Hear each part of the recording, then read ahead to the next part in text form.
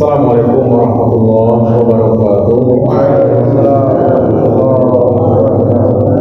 Alhamdulillahilladzi anzala sakinata fi qulubil mu'minin. Asyhadu an la ilaha illallah wahdahu la syarikalah wa asyhadu Muhammadan abduhu wa rasuluhu alladzi la nabiyya ba'dahu.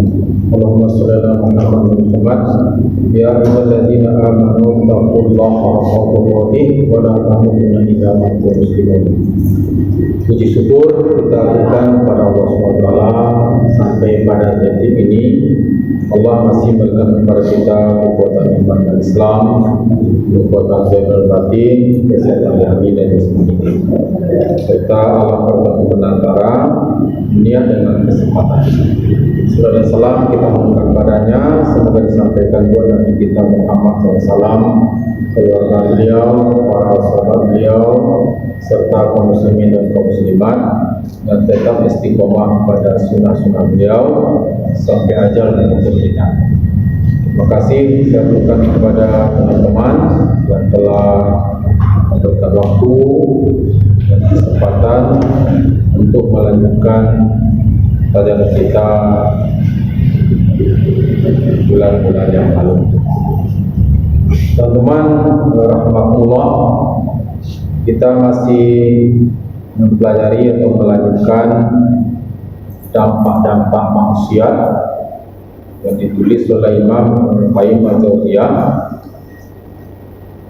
terhadap diri kita sendiri, karena memang maksiat itu luar biasa sekali akibatnya atau dampaknya, terutama bagi yang bersangkutan.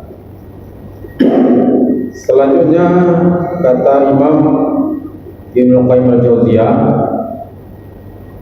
maksiat menghilangkan nikmat dan mendatangkan azab.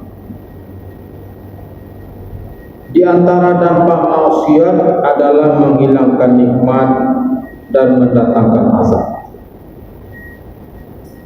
Tidaklah suatu nikmat hilang dari seorang hamba melainkan karena dosa. Tidaklah juga azab menimpanya melainkan disebabkan dosa. Tidaklah pula bencana diangkat darinya melainkan karena taubat. Itu penjelasan dari Imam Ibnu Qayyim al-Jauziyah.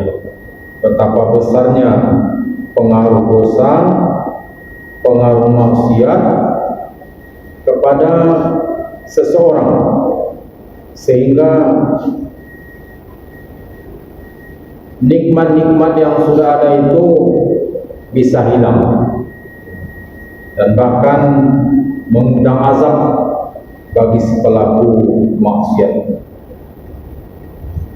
Sahabat mulia Ali bin Abi Thalib berkata, tidaklah turun azab melainkan karena dosa, dan tidaklah diangkat bencana selain karena taubat. Musibah yang turun, azab yang turun itu disebabkan oleh maksiat atau dosa. Selanjutnya bencana akan diangkat itu juga karena bertobat. Teman-teman rahimahumullah, dalam Asy-Syura ayat 30 Allah menjelaskan, A'udzubillahi minasyaitonir rajim, wa ma asabakum min musibah fabima kasabat aydikum wa ya'fu an katsir. Dan musibah apapun yang menimpa kamu adalah disebabkan oleh perbuatan tanganmu sendiri, dan Allah memaafkan banyak dari kesalahan-kesalahan. Jadi musibah atau bencana itu adalah perbuatan oleh diri sendiri. Karena itu mesti hati-hati, mesti waspada untuk tidak melakukan maksiat secara sengaja, karena memang kita menyadari kita juga bukan maksum, kita bukan suci, Yang maksum itu cuma Nabi dan Rasul.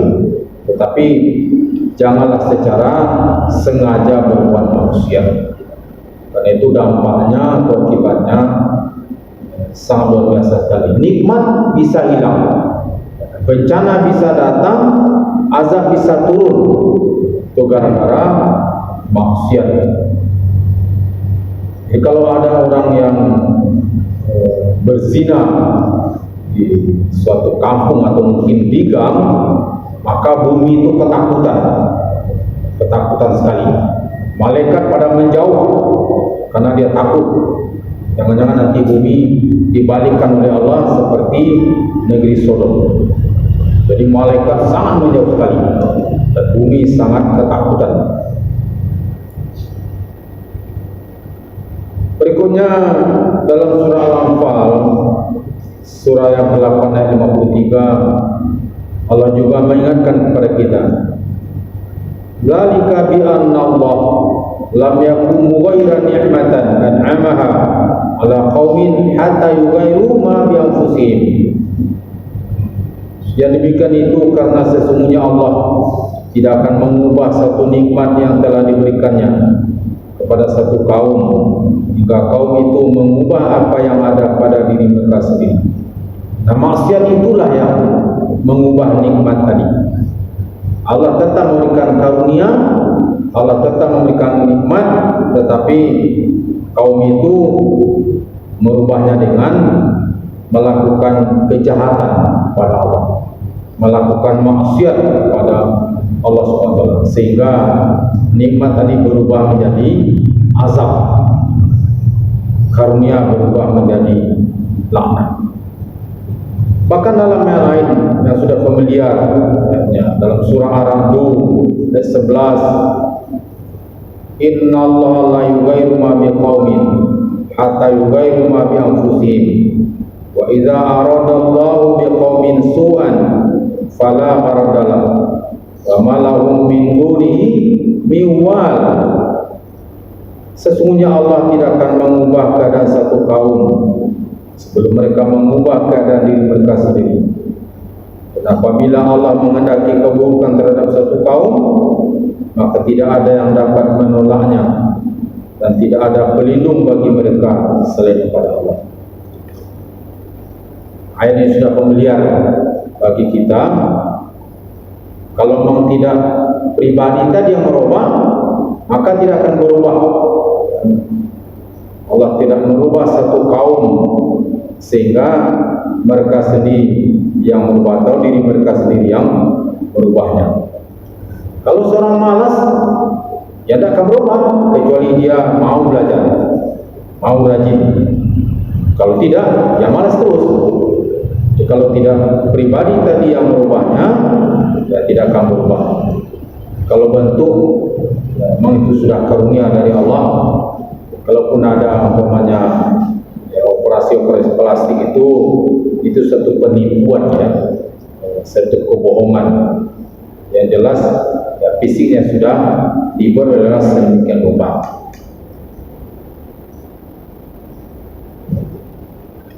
Teman-teman sekalian rahimakumullah,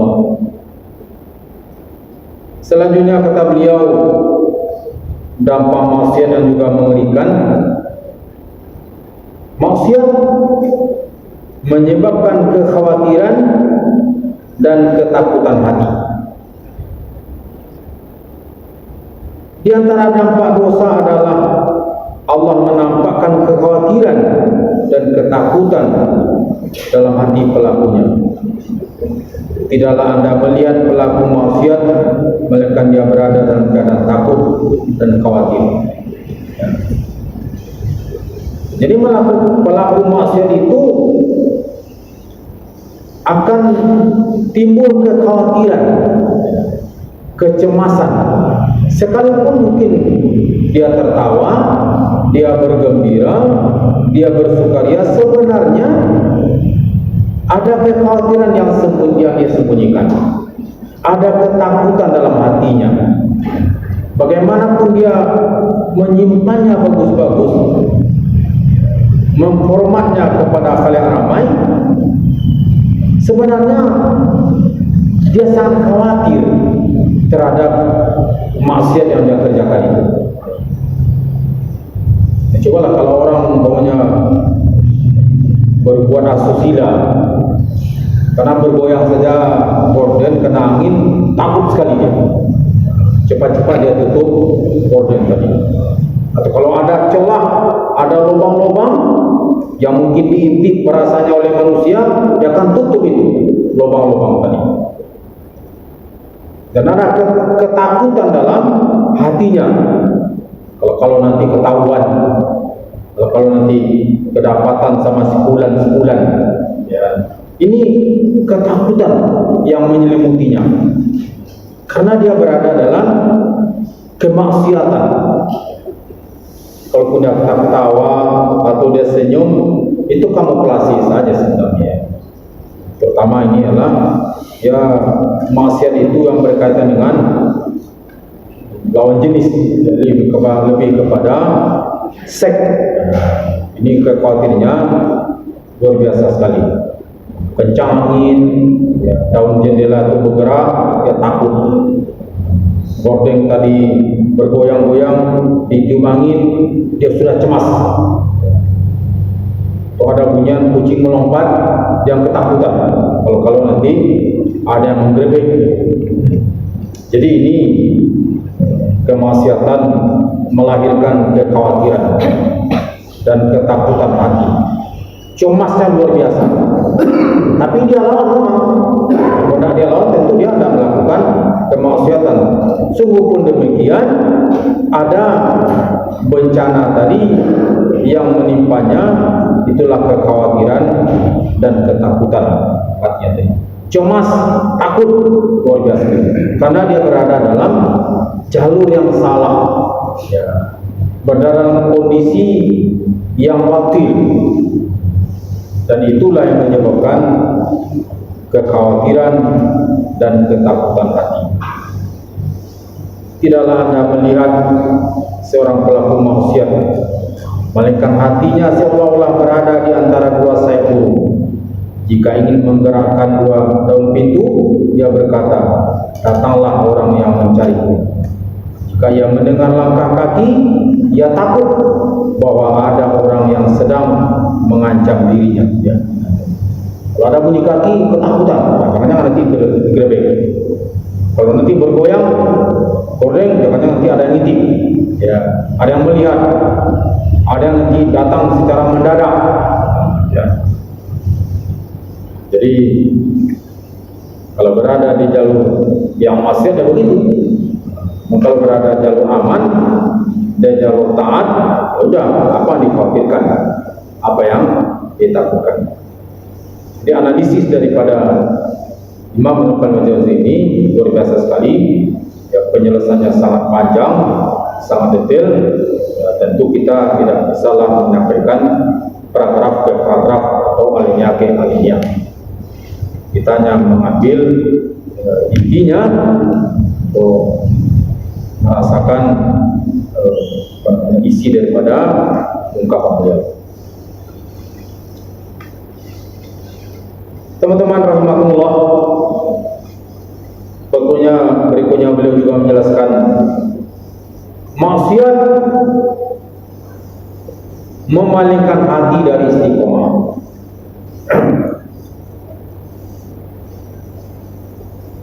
Maksiat memalingkan hati dari istiqomah.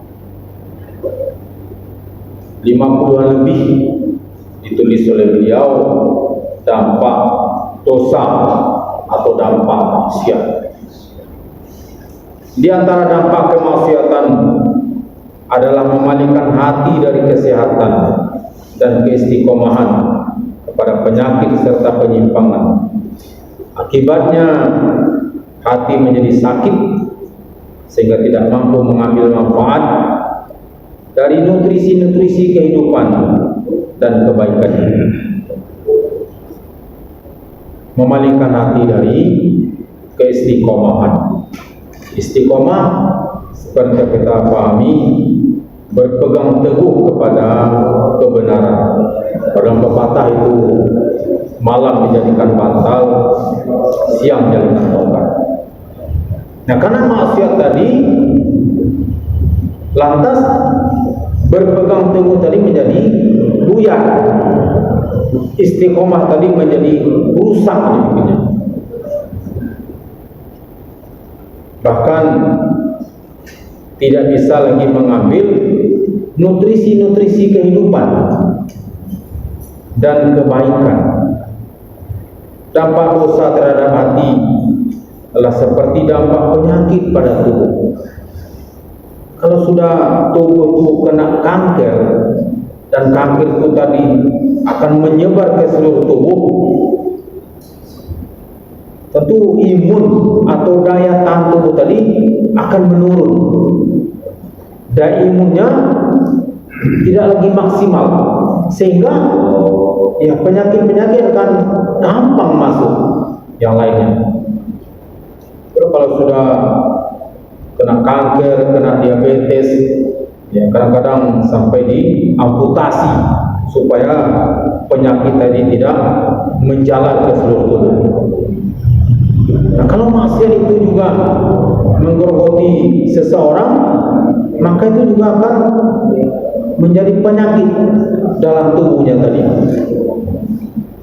Matanya menjadi sakit, telinganya menjadi sakit, kemampuan dia berpikir juga menjadi sakit, rusak semuanya. Karena virus yang berbahaya. Dan kalau penyakit fisik itu menimpa seseorang, itu tidak akan menyebabkan seseorang itu masuk neraka. Ya, misal dia sakit paru-paru, ya, dan paru-paru itu tidak menyebabkan dia masuk neraka. Tapi kalau dia penyakit rohani atau maksiat, nah ini yang menyebabkan dia itu tergelincir ke dalam nerakanya Allah. Ada penyakit ria misalnya, ingin dipandang, ingin dipuji, nah ini akan merusak amalnya, dan itu bisa menyebabkan dia tergelincir ke dalam kemaksiatan, dan itu berujung kepada nerakanya Allah kalau tidak bertobat. Atau dia melakukan tindakan asusila, ini kan dosa besar, mencuri, berbuat yang tidak-tidak, ya. Ini menyebabkan dia terjerumus ke dalam neraka Allah. Nah, itu bedanya penyakit fisik dengan penyakit maksiat tadi. Sehingga maksiat itu memalingkan hati dari istiqomah, tidak lagi berpegang kepada norma-norma yang ada, aturan-aturan yang sudah diturunkan Allah kepada Rasul dan disampaikan kepada kita.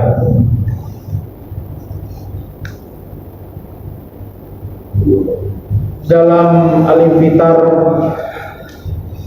ayat 13 dan 14, ini adalah termasuk juz sama. Innal abrar lafi na'im wa innal fujjar lafi jahim. Sesungguhnya orang-orang yang berbakti benar-benar berada dalam surga yang penuh kenikmatan, dan sesungguhnya orang-orang yang durhaka benar-benar berada dalam neraka. Orang yang abrar, orang yang berbuat baik, orang berbakti, lafi na'im, sungguh berada dalam surga yang penuh kenikmatan.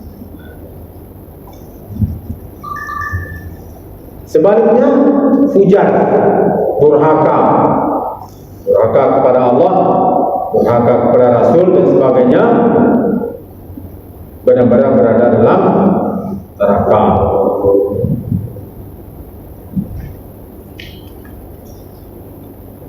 Teman-teman jamaah Isya rahimahullah,